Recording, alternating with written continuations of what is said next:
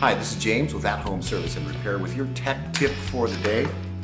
Today, I'm going to be working with baseboards.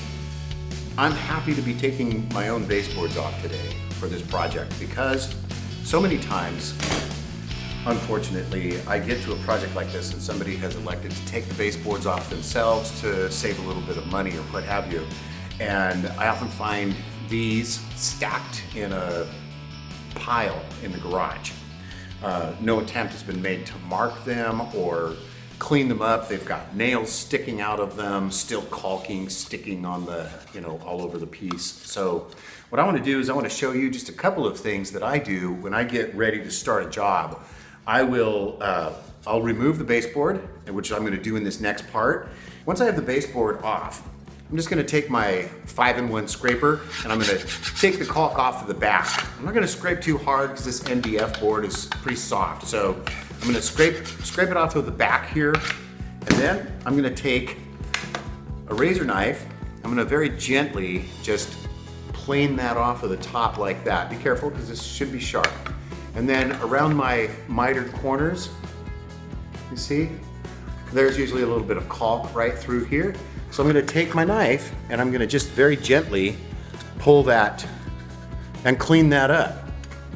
Last thing I'm going to do after I've taken the nails out is I'm going to take a file and just shave off this little blowout section on the back here where the nail creates a little bit of a mountain. This is what it looks like. I don't know if you can see that. See, it's sticking up a little bit right there. So I'll just take a file, knock that down, and for the 30 seconds that I have taken to just clean this board up a little bit, it is now ready to go on. All right, now the next thing I'm gonna do very quickly here is I'm gonna show you a couple of techniques for taking the board off of the wall. These boards are soft, they can split easily. There's usually caulk along the top edge, and if you just go ripping them off with a pry bar, you can damage the board. You can pull the paint off of the wall as the caulking that's holding onto the board lifts the layer of paper and paint and texture that was there. So when you put it back, it's ugly. Well, I'm going to show you how to avoid that next. Let's pretend that this baseboard is still here. And what I did is I took my utility knife and I just very carefully and gently worked it into the mitered corner here so I could separate the caulk from the next board.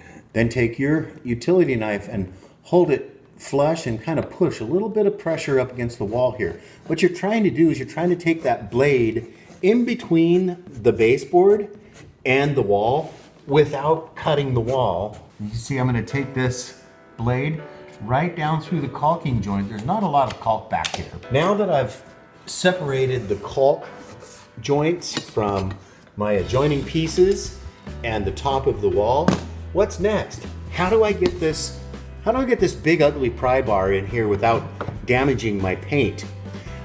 This technique works really well if I've got a very tight fit. I can use my 5-in-1 and I'll just put the beveled edge down and just kind of slide it underneath there and then lift it up. And once I get that little bit of purchase, I can now get my big, ugly, strong pry bar and lift it up like this.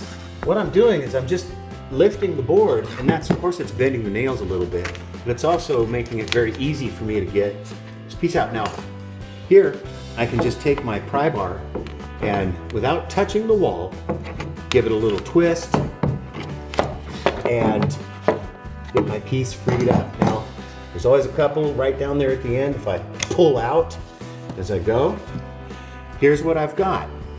I'll have these little nails sticking out of the walls here.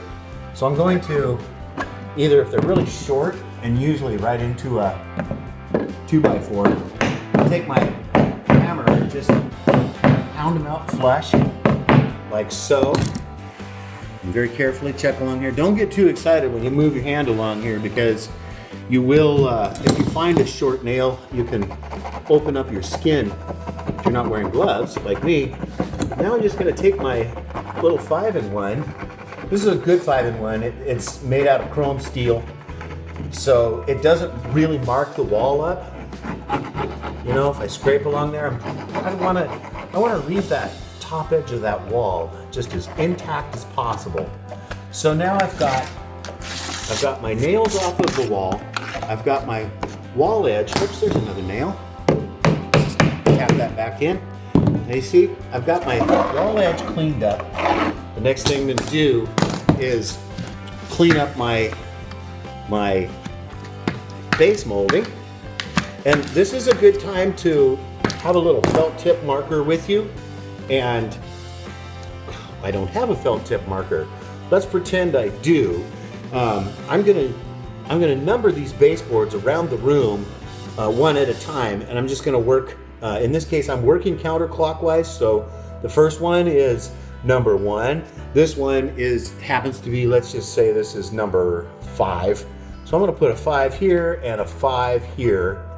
Now, if I end up with these baseboards off location, like out in the garage in a pile, I can pick them up very quickly at the end of the job and go lay them out to the corresponding numbers in the room.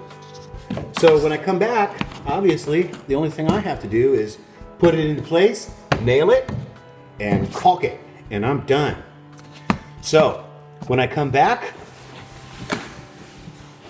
I'm going to show you how to put these babies back on and then caulk them back into place so that they look like they've never been taken off of the wall. That's the idea.